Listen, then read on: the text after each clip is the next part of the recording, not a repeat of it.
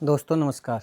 दोस्तों मैं सतबीर सिंह अपने यूट्यूब के भारत लिंक ग्लोबल चैनल पर लंदन से आपका स्वागत करता हूँ। दोस्तों ये बात है 1984-85 की। उस टाइम मैं कॉलेज में पढ़ा करता, तो उस टाइम एक ये वीकली गैदरिंग हुआ करती बच्चों की, जिसमें स्टाफ भी हुआ करता सारा, यानी जितने लेक्चरर थे वो भी हुआ करते, बच्चे भी हुआ करते कॉलेज की। तो उसमें कोई अपने किस्से सुनाया करता, कोई कहानियाँ, कोई शेरो शायरी, तो कोई कुछ और। कहने का मतलब ये था कि गेट टुगेदर था, ताकि बच्चों के अंदर थोड़ा-सा आपस में प्यार मोहब्बत बढ़े, जानकारी बढ़े। तो दोस्तों एक मेरी क्लास में एक बनिया समुदाय का लड़का था, वो शेरो शायरी बहुत अच्छी कहा करता। तो एक इसी मीटिंग में एक बार उसका मूड ठीक नहीं था और वो कुछ नहीं सुनाना चाह रहा था, लेकिन लड़कों ने को इतनी बढ़िया शेरो शायरी किया करता कि वो स्पेशल फरमाइश की कि भाई ये जो बंसल नाम था, उनका पूरा नाम वो अब मुझे याद नहीं, कि बंसल जी हैं, वो शेरो शायरी सुनाओगे। लेकिन उन्होंने मना कर दिया कि आज मेरा मूड ठीक नहीं है। लेकिन जो यार दोस्त थे उन्होंने कहा नहीं नहीं नहीं, खड़े होकर सुनाई दो, एक तो सुनाई दो। चलो मजबूरी में वो खड़ा होगा, मूड उसका था नहीं। तो कि कईयों ने नीचे से जब वो स्टेज पे आया, तो कईयों ने कह दिया कि आशिकी के ऊपर सुनाओ, आशिकों के ऊपर सुनाओ शेर, जो आजकल के शेर हैं आजकल के आशिक हैं उनके ऊपर सुनाओ एक शेर। तो उसको पहले ही गुस्सा उठा हुआ था, मूड खराब था उसका। तो उसने शेर सुनाया, गुल गया गुलशन गया, गुलशन के बूटे रह गए, आशिक थे सब मर गए, उल्लू के पट्टे रह गए। तो दोस्तों ये सुनते ही वो जो ज़्यादा आशिकी के वो रहा करते, उनकी सीटी-पीटी गुम हो गई। लेकिन पता नहीं क्यों आज ये बात 1984-85 की, लेकिन आज 40-42 साल के बाद वो मुझे शेर याद आ रहा है दोस्तों। और वो शेर याद आ रहा है आज की राजनीति के संदर्भ में। तो मैं उस शेर को थोड़ा-सा बदल के सुनाता हूँ और मैं उसकी जगह ये कहना चाहता हूँ, राज गया राजे गए, सुभाष भगत सिंह चले गए, नेता थे सब मर गए, चोर उचक्के चोर लुटेरे रह गए। तो दोस्तों ये उसी संदर्भ में मैं शेर सुनाना चाह रहा हूँ, लेकिन किस संदर्भ में सुना रहा हूँ ये मैं आगे बताऊँगा।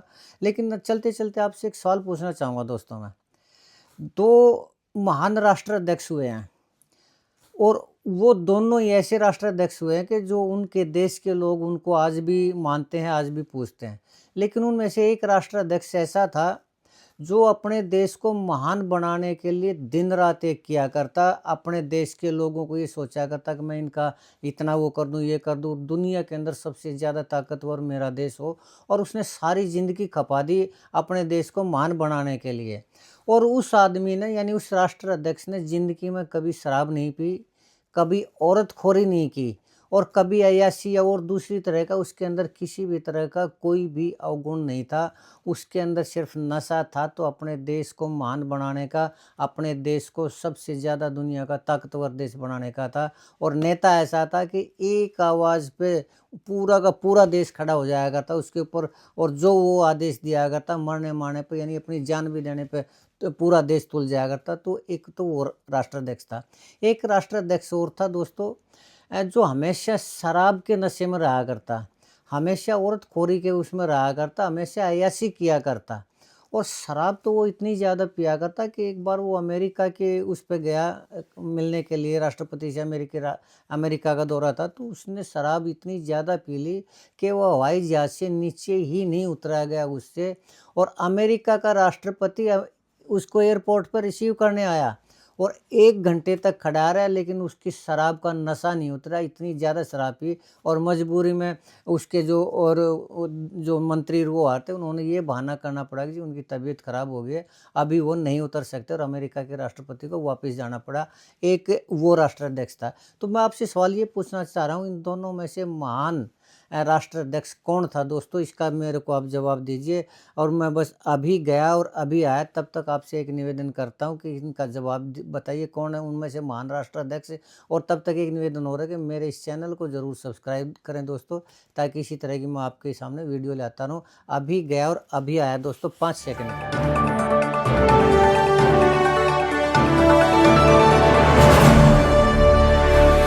दोस्तों नमस्कार। दोस्तों मैं सतबीर सिंह अपने यूट्यूब के भारत लिंक ग्लोबल चैनल पर लंदन से आपका स्वागत करता हूँ। दोस्तों कल मैंने जो वीडियो बनाई थी उसमें ये कहा था कि आरती राव जी ने पत्रकार वार्ता में, किसी पत्रकार ने जो सवाल पूछा, तो उन्होंने ये कहा था कि हाँ मैं हरियाणा की मुख्यमंत्री बनना चाह रही हूँ। और एक बात उन्होंने ये कही थी कि मैंने जो पहले कहा था कि तीसरी बार जो हरियाणा के अंदर सरकार बनी, वो हमने सोचा था, हमें विश्वास था अपने लोगों के ऊपर और हमने सोचने के कारण अब आगे कदम बढ़ाया तो हरियाणा में तीसरी बार सरकार बनी। और उन्होंने ये कहा कि ये मैं पहले भी कह रही थी और आज भी कह रही हूँ और आगे भी कहती रहूँगी, और अगर किसी के पेट में दर्द होता है तो वो 100 बार। तो ये मैंने कल बताया था दोस्तों, कल की वीडियो में। तो आज मैं उन दोनों बातों के ऊपर थोड़ा विस्तार से चर्चा करना चाहूँगा कि जो आरती राव जी ने ये कहा कि मैं मुख्यमंत्री बनना चाह रही हूँ, तो क्या वो मुख्यमंत्री बनना चाह रही है या नहीं चाह रही? पहले चाह तो रही हैं, लेकिन क्या वो मुख्यमंत्री बन सकती है? आज थोड़ा इस चीज़ का विश्लेषण करेंगे। तो पहली बात तो ये है दोस्तों कि आरती राव जी का ये कहना है कि मैं मुख्यमंत्री बनना चाहती हूँ, इसमें कोई भी गलत बात नहीं है। हर नेता की ये महत्वाकांक्षा होती है कि वो एक दिन मुख्यमंत्री के पद तक जाए, और अगर वो लोकसभा के चुनाव लड़ता है तो उसकी ये तमन्ना होती है कि वो प्रधानमंत्री बने देश का। ये सपने लेना कोई बुरी बात भी नहीं है। और आरती राव जी जैसी जो कद्दावर नेता हैं, जो खुद उनके दादाजी मुख्यमंत्री रहे हैं और वो राजघराने से संबंध रखते हैं, तो वो अगर सपना लेते और कहती भी हैं तो उस बात में एक दम भी होता है और होना भी चाहिए। क्यों? क्योंकि वो मुख्यमंत्री के परिवार से आ रही हैं और उनके पिताजी राव इंद्रजीत जी हैं, वो आज भी अहिरवाल के सबसे बड़े नेता हैं। तो उनकी लड़की और उनकी राजनीतिक वारिस अगर वो कहते हैं कि मैं बनना चाहती हूँ, तो ये अच्छी बात है, बुरी बात नहीं है। लेकिन वो बन सकती हैं या नहीं बन सकती हैं दोस्तों, मेन बात है ये। तो ये बात सही है कि आजकल वो बहुत ज़्यादा एक्टिव हैं, और अभी चाय पे चर्चा के दौरान मैंने कल भी बताया था कि वो कई जगह गई थी। एक तो जो इसके महेंद्रगढ़ के विधायक हैं कुंवर सिंह यादव जी, या क्या नाम, कंवर सिंह यादव जी, उनके उस पर गई थी निवास स्थान पर चाय पीने के लिए, उनके परिवार से मिली और काफ़ी कुछ बात करके ने और उन्होंने अपने तरफ उनको मिला लिया, ऐसी चर्चाएँ हैं। और ये जो कंवर सिंह जी थे, ये राव नरबीर जी के और अभय सिंह यादव जी के खेमे में थे, और आज ये राव आरती राव जी के यानी राव इंद्रजीत जी के खेमे में दिखाई दे रहे हैं। और एक वो गए थे बहादुर सिंह जी के पास गई थी, तो बहादुर सिंह जी भी हैं, पहले विधायक रह चुके हैं और यदुवंशी स्कूल उनका काफ़ी बड़ा है, तो वो भी आरती राव जी के पक्ष में है, यानी उनके ग्रुप में शामिल हुए हैं। तो इस तरह उनका थोड़ा जो कद है वो बढ़ने लग रहा है, तो वो अपनी ताकत को बढ़ाने लग रहे हैं। ल तो क्या हम ये माने कि अहिरवाल के समीकरण बदलने लग रहे हैं? क्यों? क्योंकि जो लोग राव नरबीर जी के पक्ष में थे, अभय सिंह यादव जी के पक्ष में थे, वो आरती राव जी के पक्ष में आने लग रहे हैं। तो क्या इससे ये कहा जा सकता है कि वो मुख्यमंत्री बन जाएँगे? तो दोस्तों इसका थोड़ा-सा और विस्तार से अगर हम चर्चा करें, तो अहिरवाल के अंदर 11 विधानसभा सीट आती हैं। वो 11 विधानसभा सीट है रेवाड़ी, बावल, कोसली, पटौदी, बादशाहपुर, गुड़गांवा, सोना, अटेली, नांगल चौधरी, नारनौल और महेंद्रगढ़। ये 11 तो विधानसभा सीट है और 3 है लोकसभा की सीट।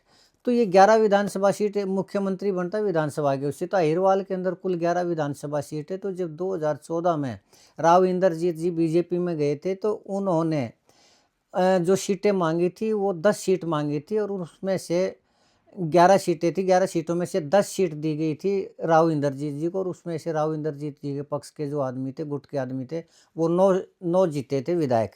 तो कहने का मतलब ये है कि उनकी जो एवरेज थी बहुत बढ़िया थी, और उन्हीं के कारण, उन्हीं सीटों के कारण हरियाणा के अंदर जो बीजेपी की सरकार आई थी और उनको कैबिनेट मंत्री का दर्जा दिया गया था। खैर, लेकिन दोस्तों परिस्थितियाँ थोड़ी-थोड़ी चेंज होने लगी, तो जो 2014 में 11 सीटें उनको दी गई थी, तो 2019 में वो घट के हो गई 8 सीट। यानी राव इंद्रजीत जी को 8 सीट दी गई, और अब 2024 की बात करें तो 2024 में उनके कहने से 5 सीट दी गई, और जिसमें से 1 सीट उनकी लड़की की आरती राव जी की भी है। यानी कहने का तात्पर्य ये है कि बीजेपी के अंदर उनका जो कद है वो घटने लग रहा है, या यूँ कहिए कि बीजेपी उनके कद को घटाने लग रही है।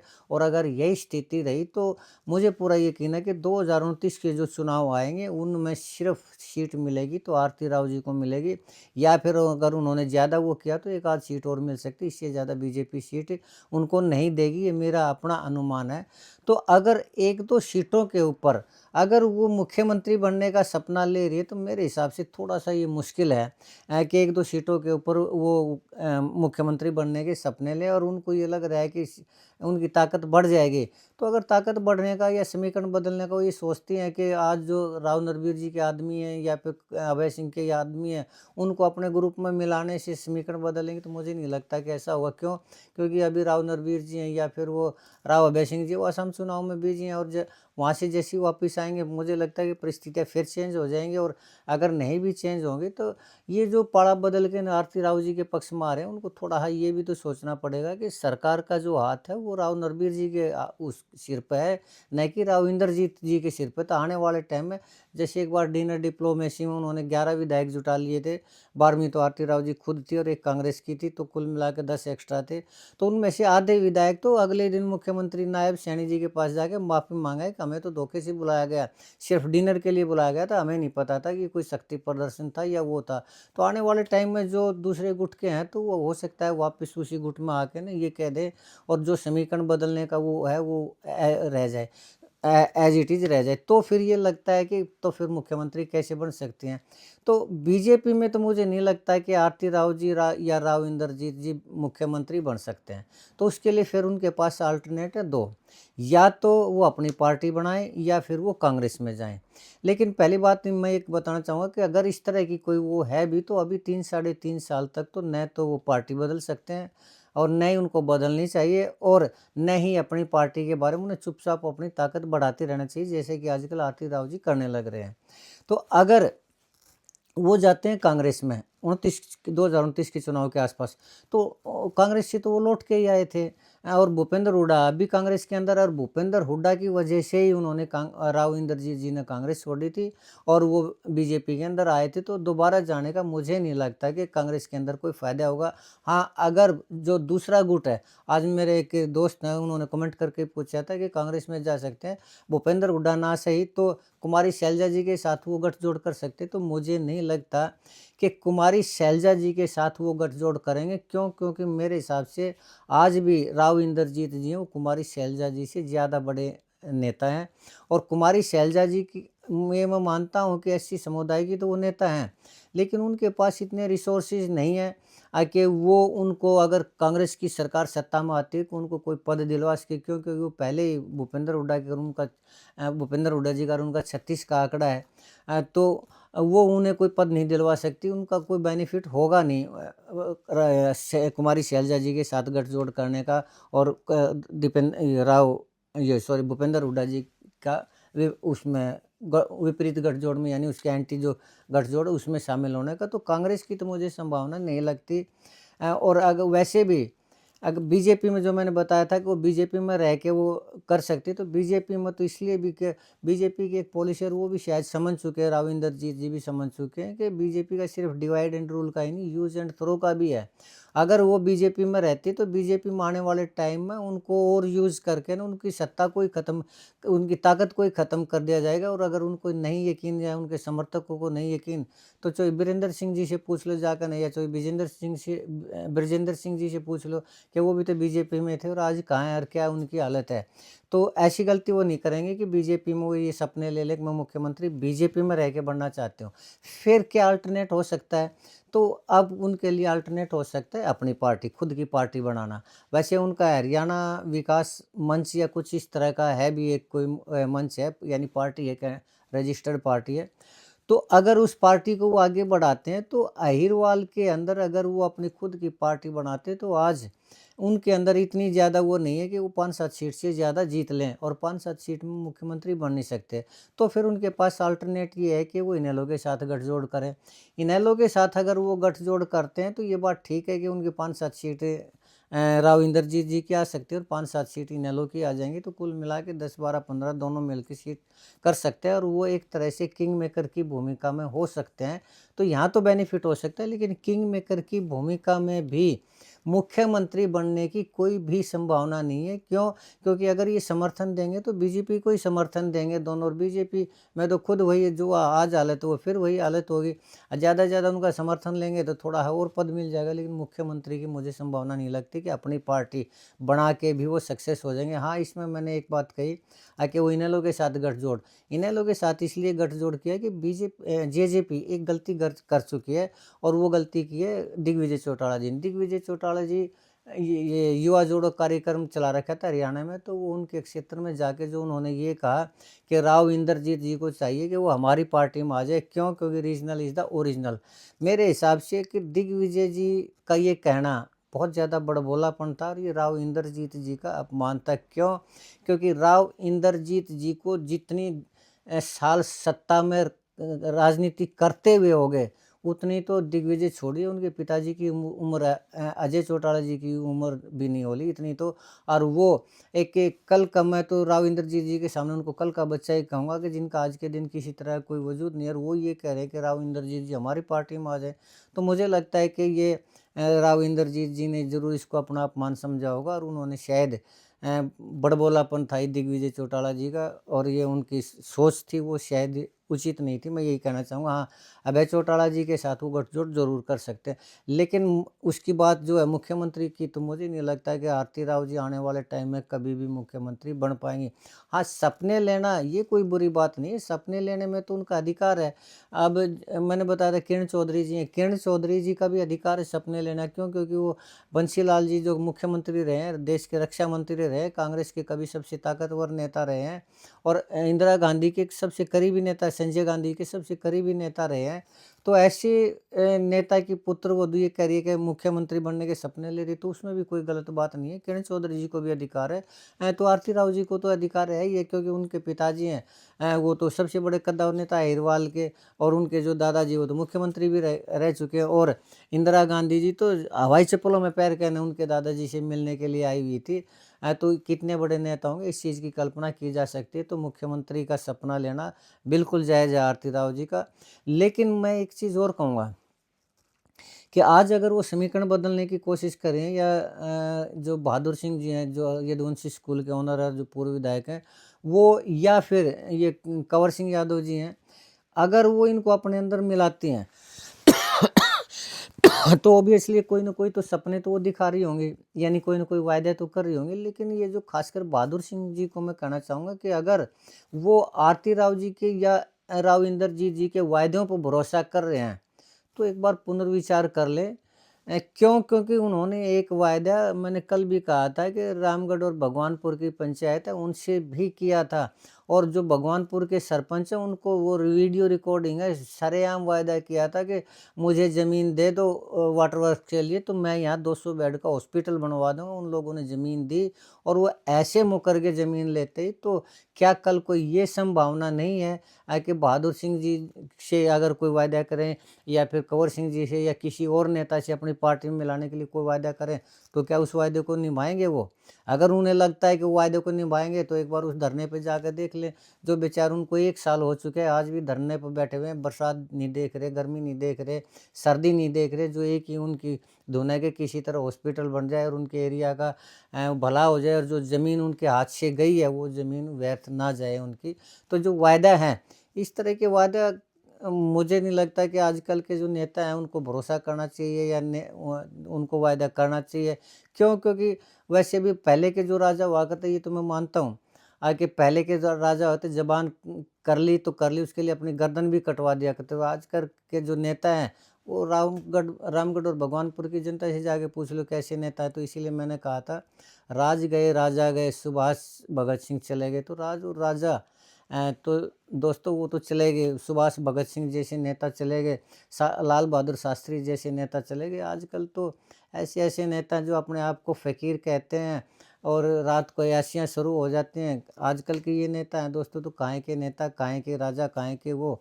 चलिए दोस्तों, लेकिन ये था, हाँ, मैंने आपसे जो एक वो कहा था कि वो कौन 2 राष्ट्राध्यक्ष हुआ करते, तो आपने पता नहीं क्या सोचा होगा, किसी ने सोचा होगा कि जो जिसने कभी शराब को हाथ नहीं लगाया, किसी ने कभी औरत को हाथ नहीं लगाया, और अपने देश के लिए इतना कुछ किया, तो वो महान होंगे। नहीं दोस्तों, वो जो आदमी थे, जो जिनको मैंने कहा कि वो शराब नहीं पीते थे, औरतबाजी नहीं करते थे, और एक इशारे पर पूरे देश की जनता खड़ी हो जाती, वो थे हिटलर। वो हिटलर जिसके कारण विश्व युद्ध दूसरा विश्व युद्ध शुरू हुआ, 8.5 करोड़ लोगों को अपनी जान से हाथ धोना पड़ा, और जिसने 60 लाख यहूदियों को गैस के चैम्बर में जिंदा वो कर दिया था, उनका कत्लेआम करा, जेनोसाइड किया, वो राष्ट्राध्यक्ष वो जो कभी औरत को हाथ नहीं लगाया करता और कभी शराब नहीं पीसना, सिर्फ देश के लिए कहा करता, वो दुनिया का सबसे क्रूर तानाशाह माना जाता है। तो ये ज़रूरी तो नहीं कि आदमी के अंदर एक गुण हो तो दूसरा गुण भी उनके अंदर ठीक होगा ही होगा। और रही बात मैंने जिस नेता की कही है कि वो शराब और शबाब के नशे में हमेशा चूरू आते, वो आ करते सोवियत संघ के राष्ट्रपति बोरिस येल्सिन। बोरिस येल्सिन वो नेता थे जिसने जब यूएसएसआर यानी सोवियत संघ हुआ करता पहले, उसको तोड़ने के बाद जो तख्ता पलट हुआ, उस तख्ता पलट को रोकने वाला अगर कोई था तो वो बोरिस येल्सिन था। और टैंक के ऊपर जब विद्रोहियों के टैंक चढ़ाई करने लगे थे, आम आदमी को मारने लग रहे थे, तो टैंक के ऊपर खड़े होकर ना आम जनता को ललकारा और उस तख्ता पलट को अकेले आदमी ने रुकवाया। और उसके बाद फिर जनता ने उसको राष्ट्रपति बनाया। और वो ऐसा राष्ट्रपति जिसने प्रेस की आज़ादी को पूरी तरह से स्वतंत्रता दी, जिसने रूस के अंदर आधुनिक रूस है उसका निर्माण किया, और जिसने ताकतवर बनाने में किसी तरह की, अपने देश को ताकतवर बनाने की कोई भी कसर नहीं छोड़ी। और जब अधिक शराब के कारण जब उनका शरीर जवाब देने लगा, तो चुपचाप एक दिन उन्होंने ये जो वर्तमान राष्ट्रपति व्लादिमीर पुतिन, उनको बुलाया और अपना इस्तीफा देकर ये कह दिया, आज के बाद तुम इस देश के राष्ट्रपति होगे और अब मैं आराम करना चाहता हूँ, और मैंने अपने देश को महान बनाने के लिए जो मैं कर सकता था किया, और आज के बाद ये जिम्मेदारी तुम्हारे ऊपर। दोस्तों, पूरी दुनिया के अंदर सत्ता का हस्तांतरण इतने शांतिपूर्ण ढंग से दुनिया में कहीं पर भी कोई भी इतिहास नहीं मिला जो बोरिस येल्सिन ने किया। और उसके बाद पलट के उन्होंने कभी भी सत्ता में दखल नहीं दिया। तो वो थे बोरिस येल्सिन, जिसको मैं मानता हूँ कि वो थे वास्तव में महान नेता। खैर चलिए दोस्तों, आज के लिए इतना ही। मुझे उम्मीद है कि आपको मेरा ये जो विश्लेषण है ये पसंद आया होगा। हाँ, मैं फिर कह रहा हूँ, आरती राव जी अगर जो मुख्यमंत्री बनने का सपना ले रही हैं तो कोई बड़ी बात नहीं है, बुरी बात नहीं है, अच्छी बात है। लेकिन मुझे नहीं लगता कि इस जन्म में आरती राव जी मुख्यमंत्री बन पाएंगी।